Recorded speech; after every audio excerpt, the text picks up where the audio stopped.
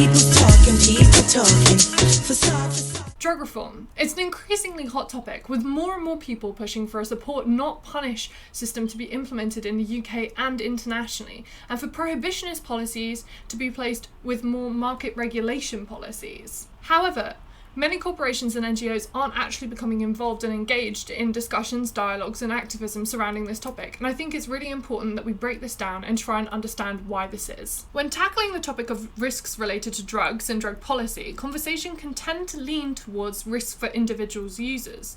Now, while this is vital to consider, there is also a significant risk that is posed to individuals and organisations who look to become involved in drug policy activism. The reputational risks that is attached to talking about taboo topics within our society can lead to key players sitting out of or withdrawing from discourse that surrounds drug policy and the current drug policy climate. Today I'm going to be discussing how reputational risk can act as a barrier for organisations who want to engage in drug policy debates, and how we can tackle this now and in the future to encourage more people to engage in activism and discussions. The first things that we should discuss are what reputation is and why it is important to organisations and individuals. A great definition of reputation was given by Jenny Rayner in her book Managing Reputational Risk. It states that reputation is based on a collection of perceptions and beliefs that is relevant to both individuals and organisations. A quote by Andrew Farrar further expands this. He states that reputation is much like beauty, as it is largely down to perception and can be influenced by a number of social groups, such as pressure groups, media, and wider public perception. Several factors are often considered by companies and individuals who wish to engage with other organisations. These are emotional appeal. How does the company make you feel? Do you have respect and admiration for the company, its products and ethos? Do you trust this company? The products and services it produces? Financial performance. Is there a history of profitability? Is it a low-risk investment? Is there high opportunity for future growth? And does it outperform its competitors? Vision and leadership. What is the quality of leadership like? What is the company's vision for the future? Does it recognise and take advantage of market opportunities? Workplace environment. Does it look like a good company to work for? Does it look like a company that would have good employees? And finally, social responsibility. Does it support good causes? Is it environmentally responsible? Does it behave responsibly towards the people in the community in which it operates? Of course, this is not a completely comprehensive list. There are a nearly infinite number of things that go into influencing reputation, but this does cover the main categories. And from this, we can already pick out a number of things that would be influenced by a company, individual, or organisation becoming involved in drug policy debates, particularly emotional appeal, financial performance, vision and leadership, and social responsibility. On the whole, the wider public perception of drug use is that it's bad and that people shouldn't campaign for legalisation, decriminalisation, or market regulation. Therefore, many companies, organisations, and individuals will try to avoid being associated with something that the wider public perceive as wrong. This is mainly because it could decrease their influence and efficacy in other areas and limit their profitability. For charities and activist groups, this creates a problem because their work associated with drug policy activism could bleed over into their influence in other areas of activism that they also care about.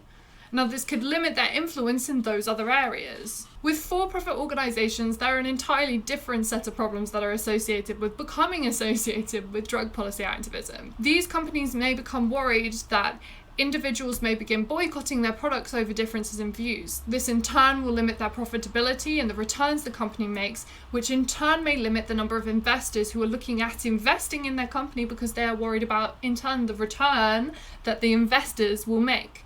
Does that make any sense? There are a lot of repeating words there, I'm sorry. Reputation is crucial for nearly everyone and everything within society.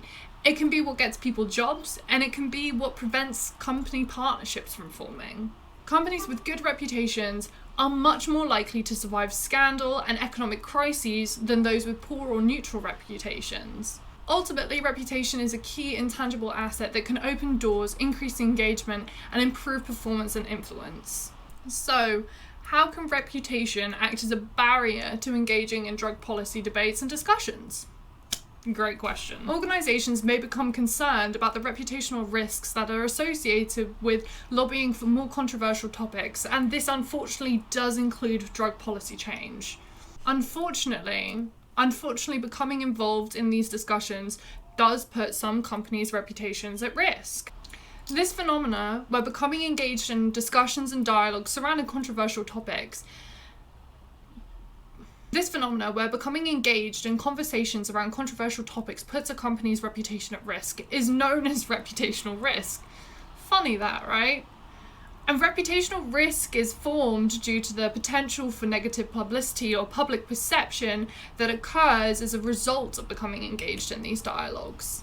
Becoming involved in drug policy debate and discussion may cause stakeholders and shareholders to reassess their understanding of the company's any one of these categories, which may cause them to reassess their partnership with the company. This withdrawing of support and partnership and loss in influence can cause some people to withdraw or stop engaging with drug policy debates and discussions, even if they see value in doing so. Unfortunately, a moral narrative has been constructed around drug use and drug policy. Those that abstain from drug use are perceived as good, and those that use drugs recreationally are perceived as immoral or bad. This moral narrative that paints drug users as delinquents has actually fostered a moral disengagement.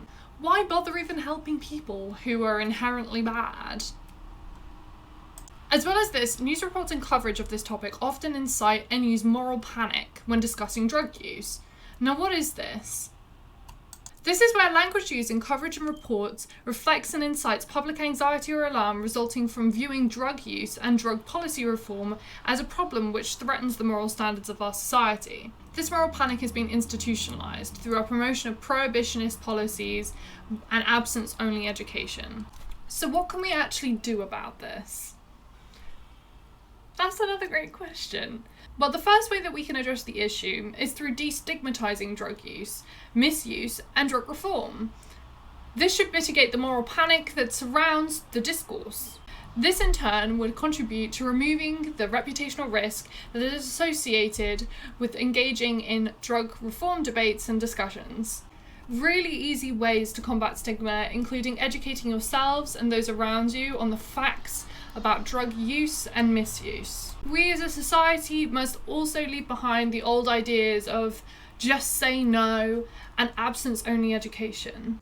Increasing awareness and changing the conversations that surround drug policy, drug use, and drug reform will hopefully help prevent the backlash that organisations may face when looking to engage in these debates and discussions. And ultimately, we need to show businesses that engaging in these discussions and debates won't actually be as harmful to their bottom lines and their influence as they expect it to be. Anyway, I hope you really enjoyed this short video on reputational risk and how it can act as a barrier to engaging in drug policy debates and discussions. And I hope you stick around for more videos from Seeds, and follow and subscribe and all that. See you soon. Bye!